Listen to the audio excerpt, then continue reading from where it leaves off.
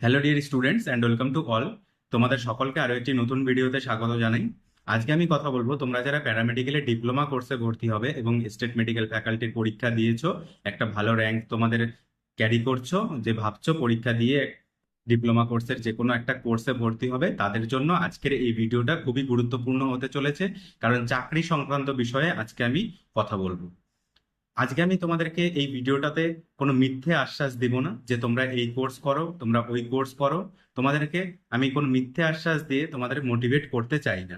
কারণ মিথ্যে আশ্বাস দিয়ে আজকে আমি তোমাদেরকে মোটিভেট করলাম বা ইউটিউবে ভিউজ পাওয়ার জন্য দু একটা কথা বললাম, সেটা করলে কিন্তু 2 বছর পরে তোমাদের কোর্স কমপ্লিট হয়ে যাওয়ার পরে মনে হতে পারে, তোমরা তখন আমাদেরকে বলতে পারো যে তুমি দাদা তোমাদের কথায় তখন মোটিভেট হয়েছিলাম, তোমার কথায় মোটিভেট হয়েছিলাম, কিন্তু এখন তো কিছুই হচ্ছে না। তো সেই জিনিসটা যাতে না হয়, সেই জন্য আজকের এই ভিডিওটাতে আমি তোমাদেরকে বিশেষ কিছু কথা বলবো। তো তোমরা মন দিয়ে ভিডিওটা দেখো এবং শোনো, স্কিপ করো না, স্কিপ করলে কিন্তু বুঝতে পারবে না। তো সবার প্রথমে বলি যে আমি তোমাদেরকে একটা কোর্স রিকমেন্ডেশন করে দিলাম এখন এই 2024-এ। তারপরে 2 বছর পরে গিয়ে দেখা গেল যে সেই কোর্সের জন্য কোনো রিক্রুটমেন্টই বেরোলো না 5 বছর পর্যন্ত। তাহলে কি হবে? তাহলে তো তোমার কোনো কোর্স করে বসে থাকতে হবে। কোর্স করে তো তুমি কোনো ফায়দা পাবে না। এবার প্যারামেডিক্যালের তো ডিপ্লোমা কোর্সে 13টা কোর্স আছে। এবার এই 13টা কোর্সের মধ্যে তুমি কোন কোর্সটা বেছে নিবে, সেটা পুরোপুরি ডিপেন্ড করবে তোমার উপরে। কারণ তোমার যদি কোনো একটা বিষয়ে ইন্টারেস্ট থাকে, তুমি যদি সেই কোর্সটা নিয়ে এগোতে পারো, তাহলেই তুমি সেই কোর্সটা নিয়ে এগোতে পারবে।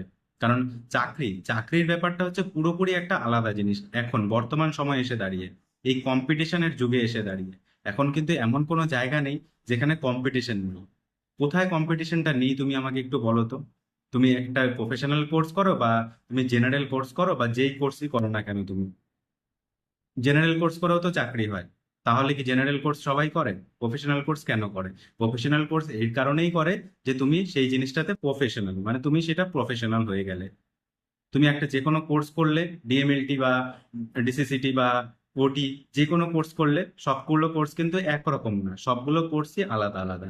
সেই সবগুলো কোর্সের মধ্যে তুমি এবার ডিএমএলটি করলে ডিএমএলটিতে একরকম কাজ করতে হয়, তুমি ডিএমএলটি প্রফেশনাল হয়ে গেলে, তুমি মেডিকেল টেকনোলজিস্ট ল্যাব হয়ে গেলে। এবার সবগুলোর জন্য কিন্তু আলাদা আলাদা। এবার তোমার যেটা ভালো লাগে তুমি সেটা করবে। এবার ভবিষ্যতে চাকরি হবে কি হবে না, সেটার যদি তুমি চিন্তা করতে চাও, তাহলে কিন্তু সেখানে কম্পিটিশনটা অনেকটাই বেশি। কারণ কম্পিটিশন করে পরীক্ষা দিয়ে তারপরে তোমাকে চাকরিতে জয়েন করতে হয়। এটা কিন্তু এমন কোনো কোর্স নেই যেখানে তোমার কম্পিটিশন নেই। সবগুলো কোর্সেই এখন, সব কোর্সেই কিন্তু কম্পিটিশন বেড়ে গিয়েছে। এমন কোনো কোর্স দেখাতে পারবে যে সেখানে কম্পিটিশন নেই, সেখানে স্টুডেন্ট বেশি নেই? কারণ দিনকে দিন তো স্টুডেন্ট বেড়ে চলেছে। আর সেই হিসাবে তো প্রতি বছর রিক্রুটমেন্ট হচ্ছে না, একটা ইয়ারে একটা ব্যাচ বেরিয়ে যাচ্ছে, কিন্তু একটা ইয়ারে তো একটা ব্যাচে সবাইকে চাকরিতে নিয়ে নেওয়া হচ্ছে না, তার মধ্যে কিছু নেওয়া হচ্ছে। আর রিক্রুটমেন্ট তো 3 বছর 4 বছর থেকে বন্ধ আছে। প্যারামেডিক্যালের ডিপ্লোমার রিক্রুটমেন্ট, ব্যাচেলারের তো রিক্রুটমেন্ট সেরকম আলাদাভাবে কিছু হয় না। প্যারামেডিক্যালের ডিপ্লোমা বলো ব্যাচেলার বলো, সব রিক্রুটমেন্টই একসাথেই বের হয়, WBHRB-র মাধ্যমেই বের হয়। 2021-এ বেরিয়েছিল, 21-এর পরে আর কোনো রিক্রুটমেন্ট বের হয়নি। তো এবার যে প্রাইভেট রিক্রুটমেন্ট গুলো হচ্ছে, কন্ট্রাকচুয়াল রিক্রুটমেন্ট গুলো হচ্ছে, সেখানেও কিন্তু কম্পিটিশনটা অনেকটা বেশি। যেটা আমি এর আগের ভিডিওগুলোতে বলে আসছি, কন্টিনিউ তোমাদেরকে বলে আসছি, যে তোমরা সেলফ মোটিভেট হও। কারো কথা শুনে, কারো কথায় জিজ্ঞেস করো না যে এই কোর্স করব না ওই কোর্স করব।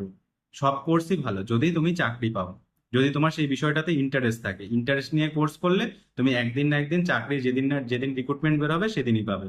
আর কি হবে, তুমি যদি ইন্টারেস্ট নিয়ে করো, তাহলে কোর্স কমপ্লিট করার পরেই তুমি একটা প্রাইভেট সেক্টরে হোক বা গভর্নমেন্ট সেক্টরে হোক, যে কোনো জায়গায় ইন্টারভিউ দিলে তুমি একটা কন্ট্রাকচুয়াল চাকরি বা প্রাইভেটে যে কোনো একটা জায়গায় চাকরি করতে পারবে, একটা কাজ করে খেতে পারবে।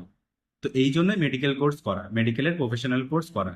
এবার অনেক আছে, একটা স্টুডেন্টস মনে করো একটা ব্যাচে তো 60টা যদি স্টুডেন্ট থাকে, 60 জনই কি চাকরি পেয়ে যায়? কখনোই হয় না কিন্তু সেটা। তুমি যে কোনো কোর্সেই তুমি দেখো না কেন, সবাই কিন্তু 100% প্লেসমেন্ট কোথাও পাওয়া যায় না। এটা আমি যে কোনো কোর্সের ক্ষেত্রেই দেখি না কেন, সেটা জেনারেল কোর্স হোক, সেটা প্রফেশনাল কোর্স হোক, যেই কোর্সই হোক না কেন, 100% প্লেসমেন্ট কিন্তু খুবই কম দেওয়া হয়। সবাই কিন্তু 100% প্লেসমেন্ট কোথাও থেকে দেওয়া হয় না। হয়তো সেটা যাদবপুর ইউনিভার্সিটিতে হতে পারে 100% প্লেসমেন্ট। তো যাদবপুর ইউনিভার্সিটির সঙ্গে তো এখানকার তুলনা করলে হবে না, ডিপ্লোমার প্যারামেডিক্যালের তুলনা করলে হবে না। যাদবপুরে যারা গিয়েছে তারা সেই লেভেল অনুযায়ী সেখানে গিয়েছে।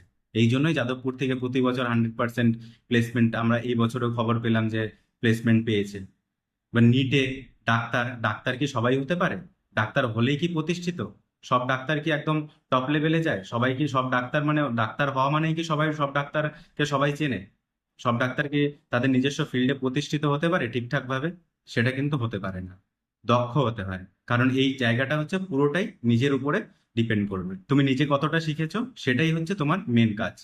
এবার তুমি যতটা নিজেকে জ্ঞান অর্জন করতে পারবে, তত তুমি এগিয়ে যেতে পারবে।